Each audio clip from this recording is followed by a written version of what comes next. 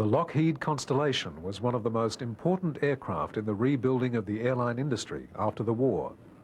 Often described as the Queen of the Skies, it was the most powerful and advanced airliner of its time. A combination of many technical innovations came together in a true success story. In addition, the distinctive curves of the fuselage and the perfect balance of the design made the plane a thing of beauty and grace. Large four-engine transports are not always aesthetic, but the Connie's lines demand admiration.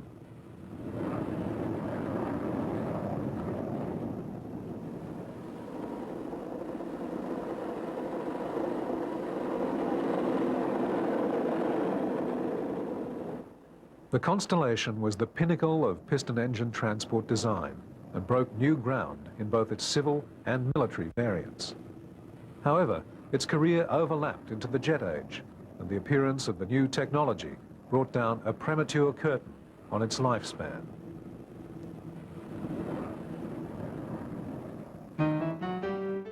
The Lockheed Company, with a heritage stretching back to 1913, had painstakingly built up a reputation for constructing excellent and trustworthy passenger aircraft. Commencing with the Vega and following up with the Orion, Lockheed's reputation blossomed.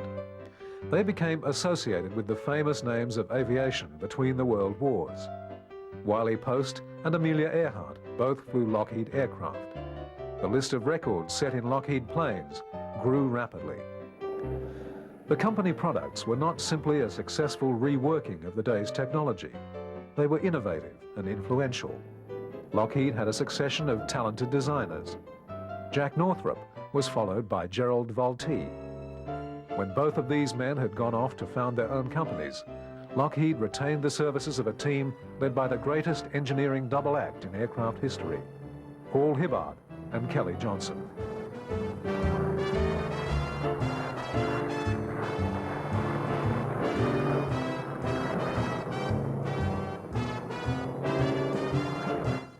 Lockheed developed an excellent family of fast twin-engine transports in the Electras and the Lodestar, carrying between 10 and 14 passengers in what was, comparatively, only moderate discomfort. In 1938, Howard Hughes piloted a Super Electra around the Northern Hemisphere in just over 3 days and 19 hours. Hughes' respect for Lockheed was cemented, and later he turned to the company in trying to fulfill his aviation ambitions. The flight of over 14,700 miles confirmed a view held by many, including Hughes, that civil airliners would be the mass transit method of the future. And to do this, the individual plane would need to carry many more people over much longer range. Lockheed had already been working towards this with their Model 44 Excalibur, designed to carry 36 passengers. They were more than receptive when Hughes approached them on behalf of his airline, TWA. He had a clear idea of what sort of plane he wanted and what it would be able to do. His basic specification was an aircraft that would fly a payload of 6,000 pounds from New York to Los Angeles non-stop in 8 to 9 hours. It would be a 4-engined pressurized luxury airliner cruising around 300 miles per hour. TWA had set the parameters for capacity and performance, but it was the Lockheed team which designed and built the plane. It drew on many successful elements of their earlier studies. The wing was expanded from that of the P-38 Lightning fighter. The triple tail, originally designed by the Douglas Company, had been tested in the Model 44 project. Kelly Johnson was intimately concerned with the new project. Here, the wind tunnel camera catches him changing the shotboard in one of the long series of model developments. Because the plane drew so much on the work done for the Model 44, it was initially referred to as the Excalibur. However, it acquired a new number, the Model 49, and soon was given a new name as well, the Constellation. Lockheed's main rivals had been leapfrogging each other in airline development, with Douglas reaping the majority of the rewards in America along the way. However, they did not have a client with the determination and checkbook of Howard Hughes to support them, and their designs were transitional rather than attempting one giant step. Lockheed had conducted a lot of relevant research and development during the 30s, and this had equipped it well to approach the new design. The company had been involved in pressurization experiments with the Army. An Electra had been modified for the tests and given the Army designation of XC-35. The plane first flew on the 7th of May 1937.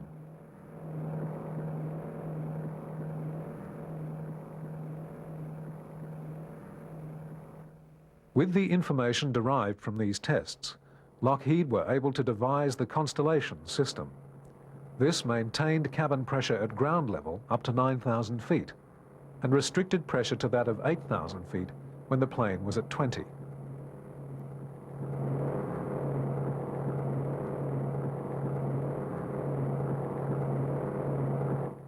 The XC-35 was, in effect, a practical advantage that Lockheed held over their rivals.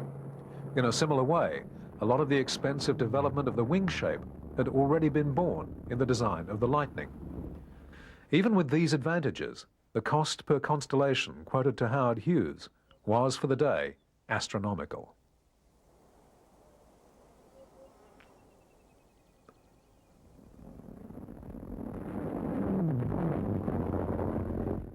Hughes' determination funded the development from his first meetings with the company in June 1939.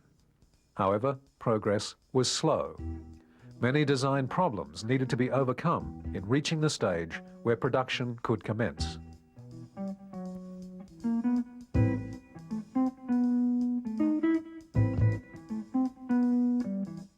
Perhaps because the company had not built such a big aircraft before, Lockheed's team were very flexible about their approach. The series of decisions that set the Connie's shape serves as an example. Large engines working at low revs were less likely to feel stressed and break down. So, a combination of such engines with large propellers was suggested. The large propellers demanded absurd ground clearance and a very long forward undercarriage. To shorten that wheel strut, the nose is bent down. The large area of disturbance from the propellers suggests the triple tail will not work in flight. However, a more efficient single tail will not fit into a hangar. The solution? Curve the fuselage upwards and take the triple tail out of the propeller turbulence.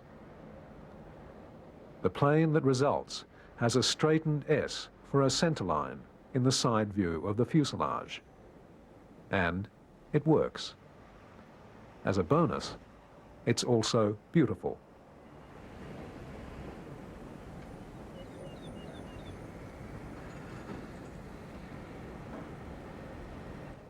The first Constellation went not to Howard Hughes Airline, but to the United States Army Air Force.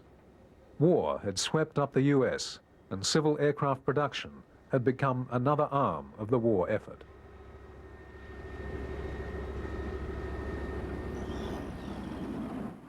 Wartime pressures delayed the Constellation further, but eventually, on January the 9th, 1943, Project 49 took to the air for the first time.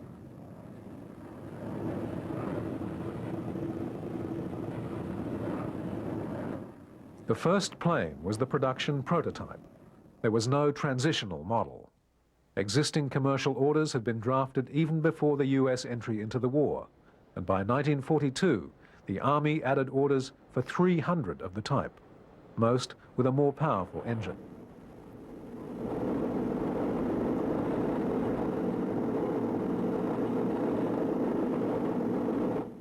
Now, being military aircraft, the first Constellations were given a military number. They became C-69s.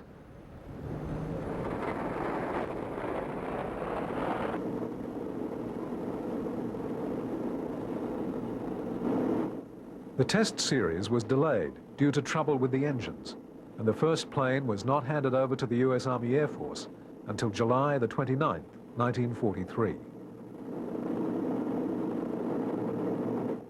In the time the plane was grounded, Lockheed and TWA took the opportunity to repaint it and do some publicity shots.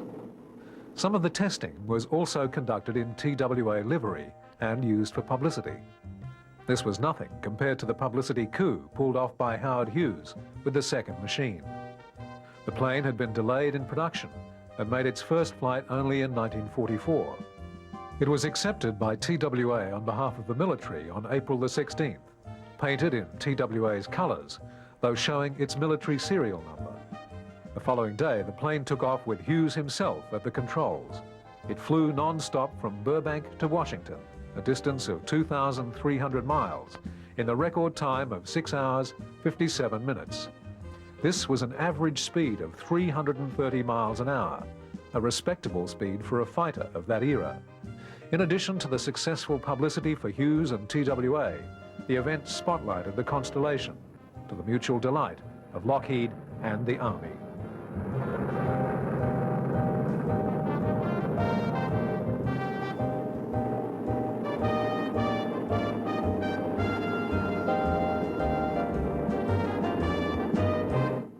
After the record flight, the plane was kept in Washington for a week of displays and inspections before being delivered to the Army.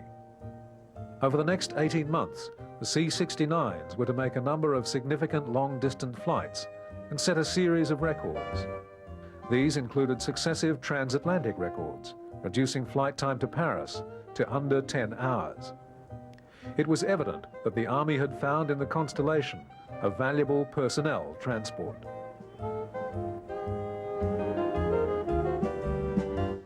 The C-69 could carry up to 64 fully armed troops, or alternatively was capable of transporting a light tank or other medium vehicles. The underworked big engines returned excellent fuel consumption figures, and combined with the plane's range, speed and capacity to put the Constellation far ahead of its competitors. While this was not that relevant in 1945, it would be a telling advantage for Lockheed at war's end.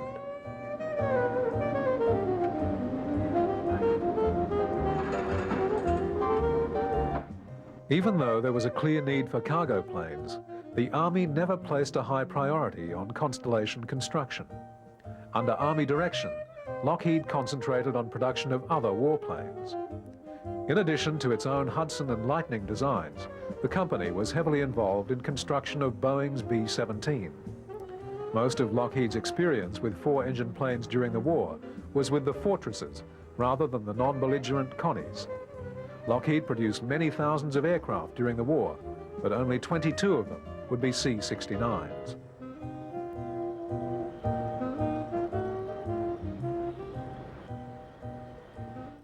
Army orders for hundreds of C-69s were never fulfilled.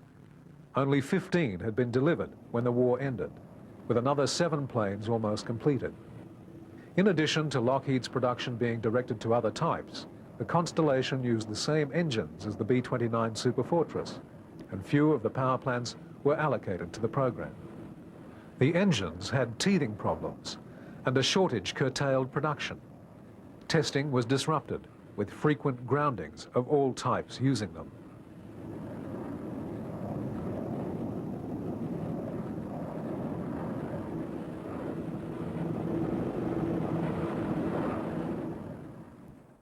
At war's end, 12 of the 15 planes delivered to the Army were declared redundant. All military orders were cancelled, and Lockheed paused to consider their options. The decision was made to go ahead with the Constellation as the company's primary product in the anticipated post-war expansion of commercial travel. While their competitors tried to rebuild bombers into airliners or upgrade their pre-war designs, Lockheed were ideally positioned with a tested and proven aircraft that was very advanced in comparison to any other type available.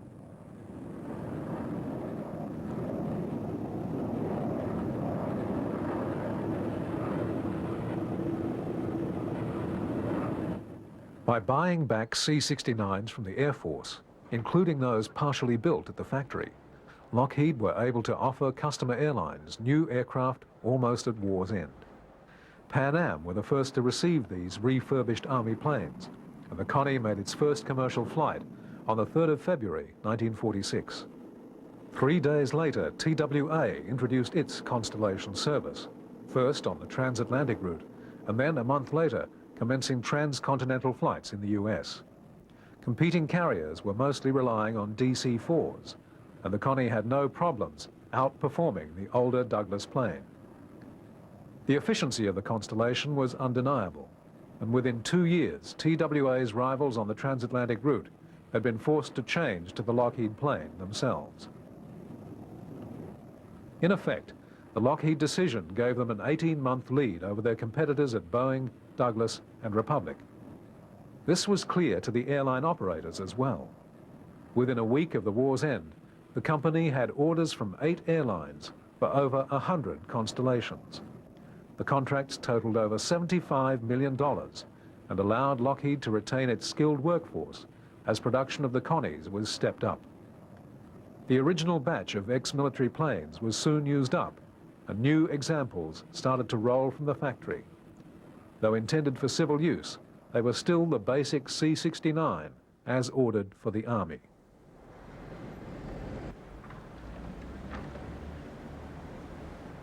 The plane had reverted from its military designation to the Lockheed project number. Thus, the basic aircraft was referred to as the Model 49. During the war, Lockheed had advanced 5 further studies for improved Constellation variants, and these were given an extra numeral, the first being Model 149, the second 249, and so on. One of these projects had been for a long-range bomber variant of the plane, but the other 4 were all transport versions, 3 being improved civilian airliners. There were 73 civil Model 49s, including the recycled C-69s. Their immediate availability after the war gave Lockheed the time to refine the Connie further before releasing the first truly civilianized version.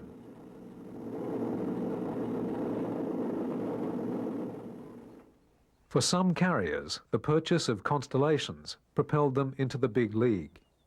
KLM was one. As early as November 1946, they had transferred their transatlantic route to Lockheed Model 49s, and the Connies served the airline well from then into the mid-50s.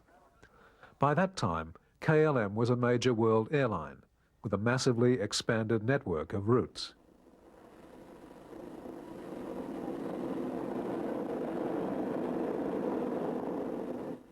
Work on what was to be the first civilian production model had begun in May 1945.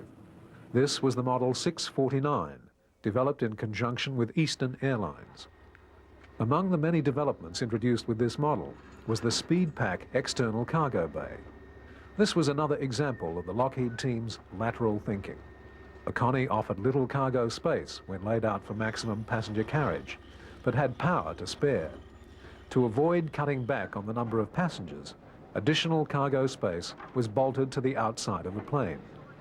This increased goods carriage by 8,000 pounds at a penalty of only 10 miles an hour in speed. The model also introduced a new and more powerful version of the engine, rated up to 2,500 horsepower.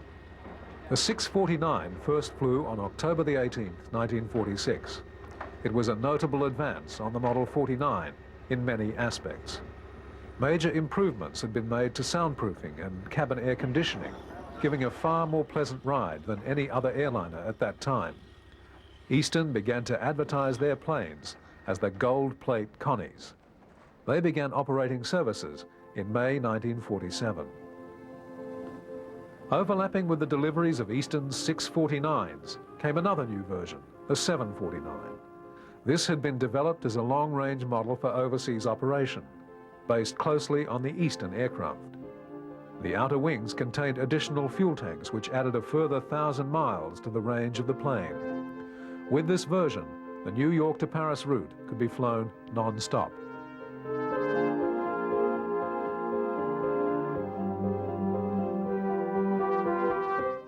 Further improvements to the 749 were recognized with the sub-designation 749A. Air India was the first to employ these, bringing them into service beside earlier Connies they'd purchased.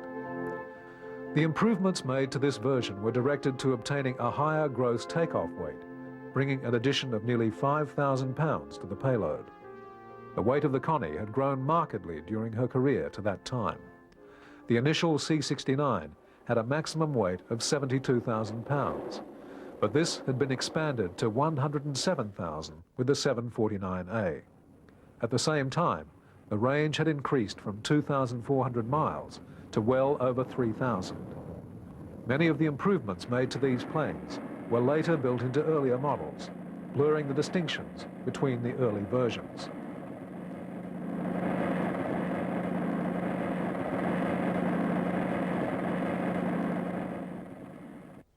The Constellation stood at what was to be the pinnacle of propeller-driven airliners. The technology of the propellers themselves was very highly advanced. With its fully reversing blades, the Connie could pull itself up on landing in a very short time, or could back itself into a parking bay. The props could also be fully feathered to reduce drag if an engine cut out.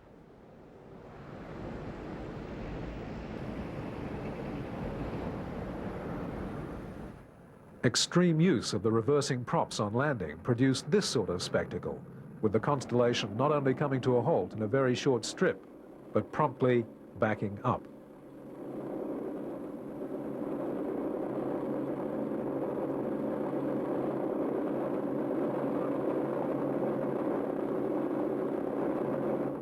The Connie's props had been carefully matched to the huge engines chosen for the plane.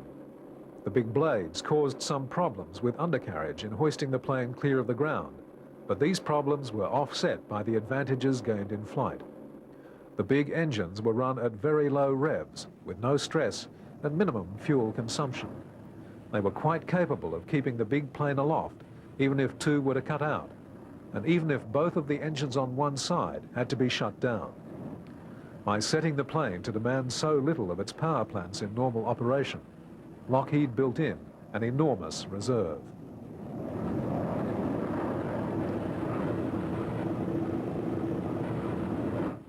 The 749A specification had originally derived from renewed military interest. The original C-69s had been a problem aircraft for the Army, due in no small part to the experimental nature of the design. The Army was well served by its large fleet of Douglas DC-4-derived C-54s and abandoned the Lockheed plane. But when, in 1948, the new US Air Force turned its attention to the Connie, it was no longer a new design that pushed the state-of-the-art under wartime handicaps. This time, the Air Force bought a minor variant of a well-proven airliner, as the C-121A. Two were immediately redesignated as VIP aircraft and allocated to General MacArthur, who transferred the name of his old C-54, Bataan, and General Eisenhower, whose plane was known as Columbine. Later VIP Connies were assigned to Eisenhower after he became president and were named Columbine II and Columbine III.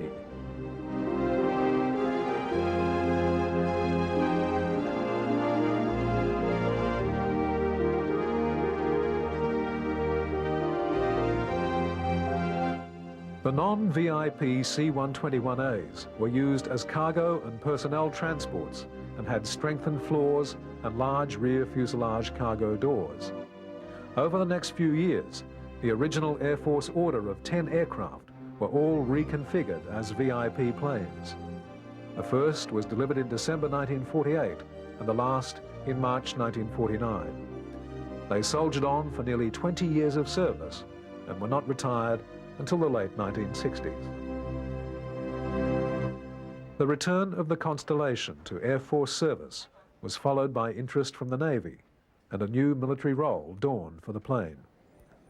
The C-121's career was to be very long and very influential, and redefine the military use of large transport aircraft.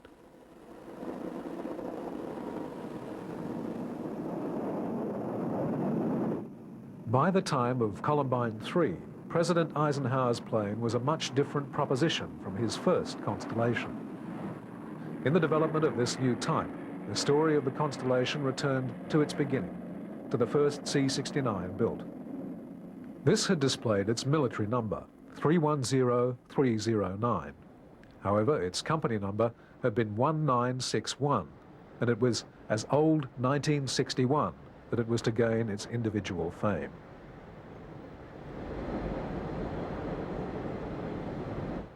During the war, the first Constellation had served its share of Army duty. During this period, it was re-engined with Pratt & Whitney radials as an emergency-driven response to the chronic problems with the Wright double cyclone engines. After this refurbishing, the Army took to calling it the XC-69E, though it was otherwise unchanged at the end of hostilities. It was then put up for sale and bought by none other than Howard Hughes. In 1949, he sold it back to Lockheed, and a transformation began as it was turned into the prototype for Model 1049. The most obvious change was that the plane was stretched. Two new sections of fuselage were built into it. One section before the wing added 10 feet 9 inches, and the second, behind the wing, 7 feet 8 inches. The alteration was so radical that the company marketed the plane under a new name, the Super Constellation. TWA had again been involved in the development of the plane, but Eastern Airlines had lodged its actual order first, and so they received the first Super Connies. In addition to the obvious lengthening, there were many other improvements. A better de-icing system for the wings, stiffened wing surfaces, increased fuel capacity, and more powerful engines were all incorporated. The gross takeoff weight of the plane increased by only 12%, but such was the efficiency of the design that payload increased by 40%.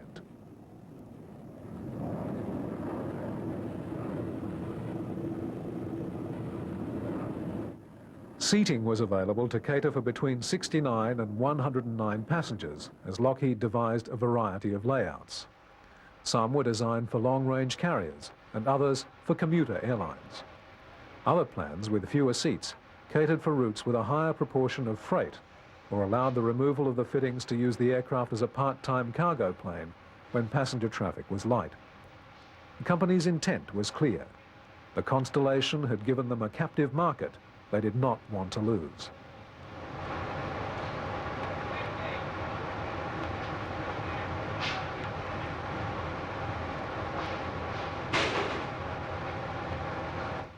The new planes were assembled in Lockheed's appropriately named Hall of Giants.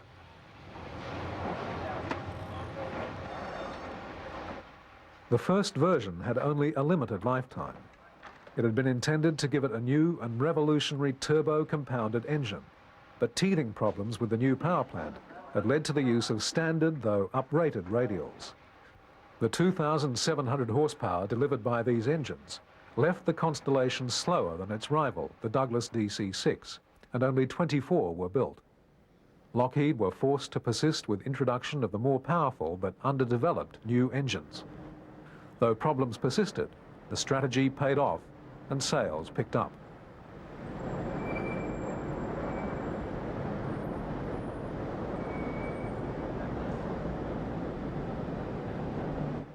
With the introduction of the new engines, the plane received a further 20% boost in its weight-to-range ratio.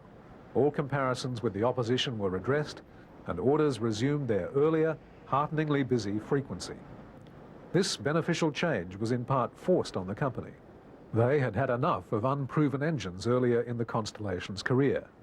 However, the military were very interested in an uprated Super Connie, and much less so in the underpowered original model. Not only did the re-engineering rekindle civilian sales, but the new Super Constellations were to be the test bed for a revolution in military aviation.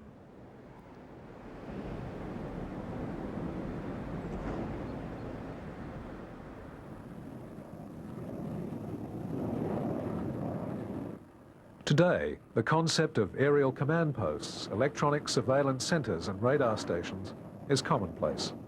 They've proved their worth time and again during their short career. Most of the experimentation that proved their effectiveness was conducted in Constellations, as was most of their early service. Again, old 1961 was involved in making aviation history, as with domes above and below, the original plane was used to trial the installations. The first Connies constructed as airborne radar pickets were built for the Navy. They replaced earlier rudimentary installations aboard converted World War II bombers. Aboard the planes, a crew of 22 were involved, with aircrew, radar operators and engineers. With their long range coupled to the search range of their extensive load of equipment, these Navy WV-1s proved the worth of the concept and installed it as an accepted part of naval practice. Soon, the idea spread to the Air Force.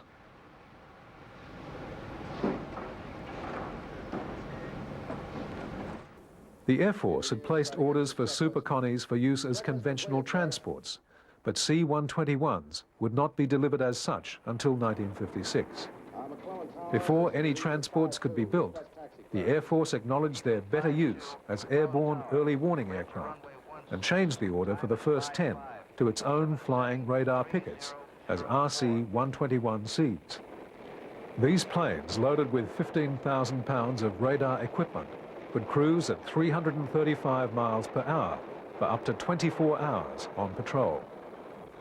The RC-121C was similar to early Navy Super Connies, with their height-finding radar housed in the 8-foot-tall hump, and the bearing scanner located in the ventral dome.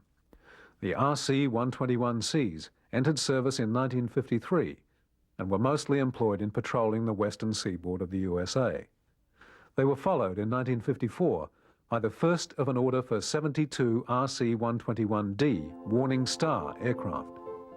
In addition to the passive role of detection, these incorporated offensive activity as control centers for the guidance of fighter interceptors.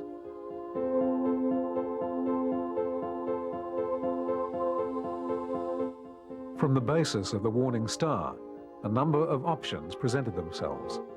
Once the idea of putting equipment into aircraft was digested, there was a rush of ideas about which equipment might be suited to the treatment.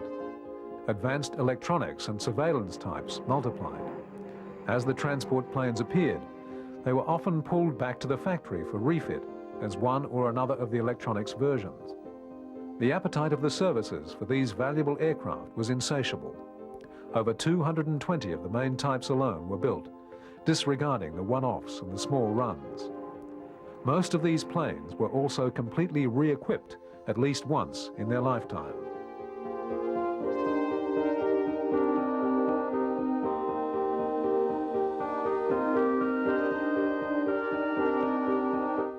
Between the Air Force and the Navy, over 25 different designations were used to identify versions of the radar-equipped Connies and their control center brethren. In addition to proving the concept and paving the way for their successors, these constellations also performed very real service in an era when there was no other practical solution. At the height of the Cold War, when hostility and distrust often combined in equal degree to form policy, a calmer picture of reality was maintained by these electronic eyes in the sky.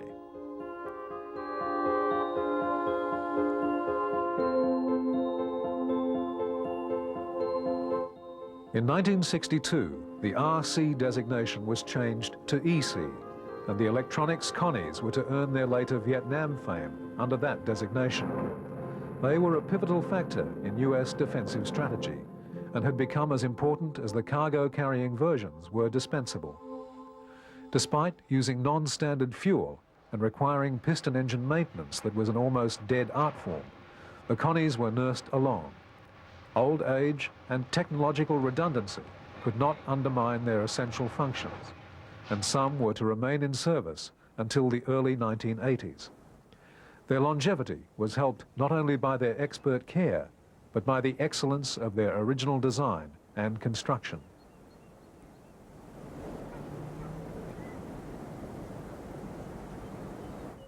The jet age was, however, drawing in on the Constellation's career.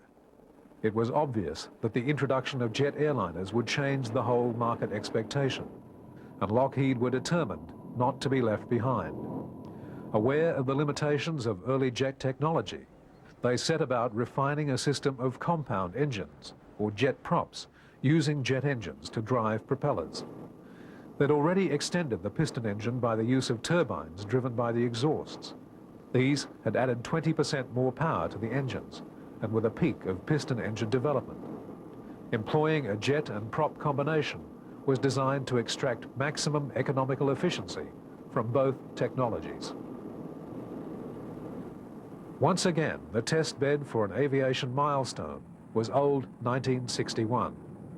In its last major notable achievement, the venerable airframe was fitted with an Allison turboprop in the outboard starboard position. This engine couldn't save the Connie, but it was part of the foundation of one of Lockheed's most successful aircraft, the C-130 Hercules. It was also at the heart of the successful Lockheed Electra, which kept the company alive in the civilian market. However, for the Constellation, its success as the pinnacle of piston-engine airliners somehow acted against anyone taking a jet-powered version seriously, even though the finest development, the Starliner, was yet to come. With a new wing shape and other major revisions, the Starliner carried Lockheed's hopes of continued dominance of the long-range airliner market.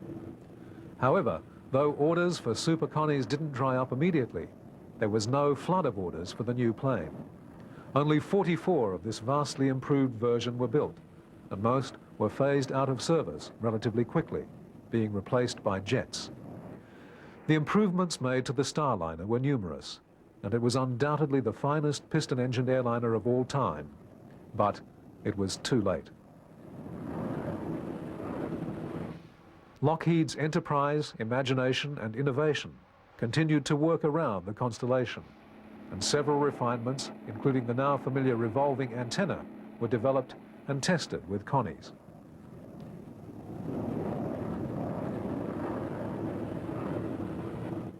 The new development of the Starliner gave Lockheed a new proposal to put to the Air Force, and the company invested considerable time and money sorting out the best package it could develop around the plane. The revolving dish was only one of the systems developed for the submission. With turboprops, extended range, specialized layouts, and a large number of new features and improvements, the Starliner was being prepared for what would be the next sales opportunity.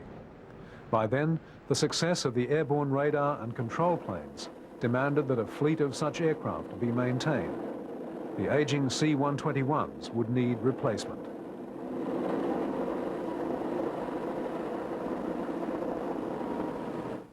By the time the competition was announced, Lockheed knew that no matter how excellent their proposal was, they didn't really stand a chance. Hard on the heels of the formal call for tenders came the specifications, and these confirmed Lockheed's fears. Time had stolen a march on the military Starliner, as well as the civilian version. The Air Force was not just in the market for a replacement for their Constellations. To be more precise, they were in the market for a jet-powered plane. The Boeing company had the world's best such aircraft on its catalogue, developed for the Air Force as a jet tanker, the KC-135. The result was a foregone conclusion.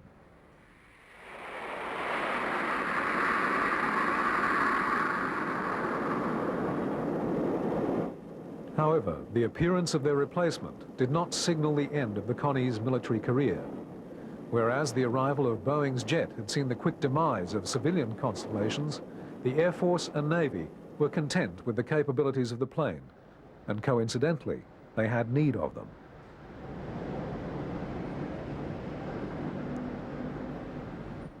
The first USAF C-121s to be based in the Asian theatre arrived in Thailand in April 1965, although Navy planes had been the first Connies involved, starting with missions in August 1964 at the time of the Gulf of Tonkin incident.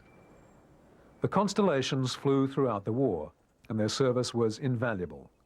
They performed in a number of functions, some of which were developed and tested as a response to the armed combat raging below and in the air around them. The big plane's commodious fuselages saw many refits. The variety of Constellations deployed to Vietnam illustrates the way the big planes had taken on so many roles for the services. Their main work was as airborne early warning aircraft, but they were also used for a number of other missions. A few cargo versions were used, primarily for aeromedical evacuation and as passenger planes. However, beyond that, the specialist electronics planes filled a number of roles. One of these was the relay of data from sensors scattered along the North Vietnamese supply routes as part of Operation Igloo White. To have diverted the jets to these tasks when they were needed as refueling tankers would have been highly impractical, and the Connies, available and reliable, soldiered on.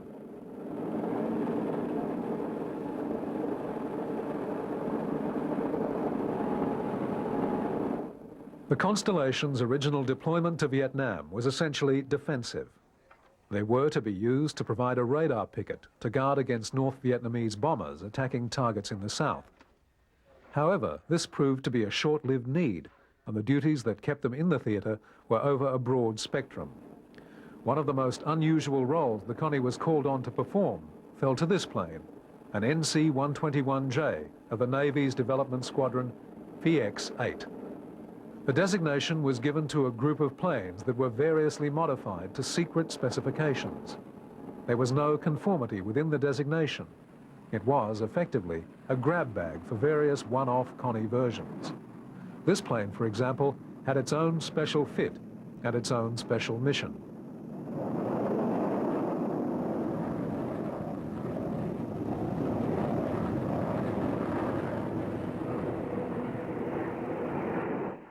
The equipment fitted to this plane was definitely non-standard in military terms. These 2-inch tape players were the ultimate in professional television formats at the time. The duty of the aircraft was to serve as a television and radio broadcaster for the armed services networks. By hauling the transmission aloft, the service was taken out of range of Viet Cong interference. Ground-based transmission would have required infrastructure which, as a tempting target, would have needed constant guard. The quietly plodding Constellation transmitting from on high made the maintenance of service broadcasts practical.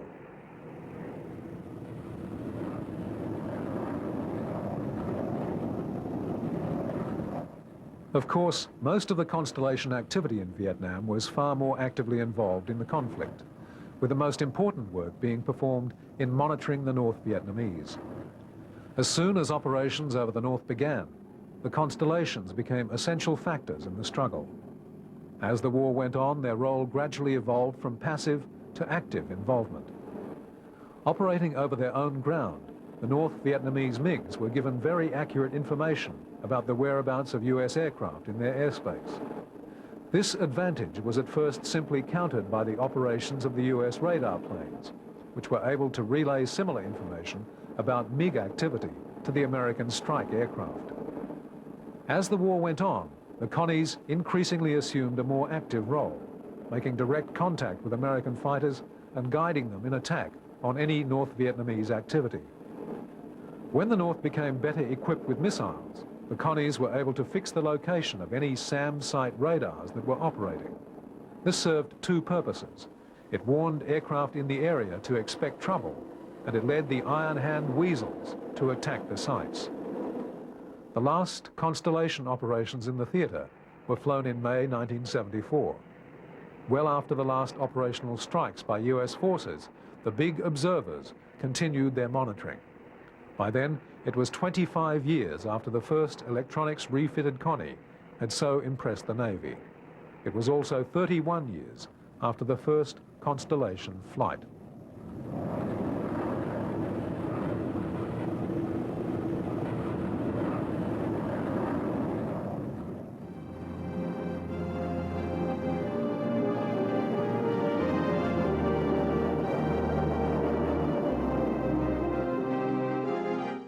When the Constellation was at its peak, the axe fell. They were forcibly retired from service long before they wore out. The major airlines were forced, partially for reasons of prestige, to abandon props. The Connies had been the key to the establishment of long-distance civil traffic after the war, but business has no place for soft sentiment, and they were abandoned quickly.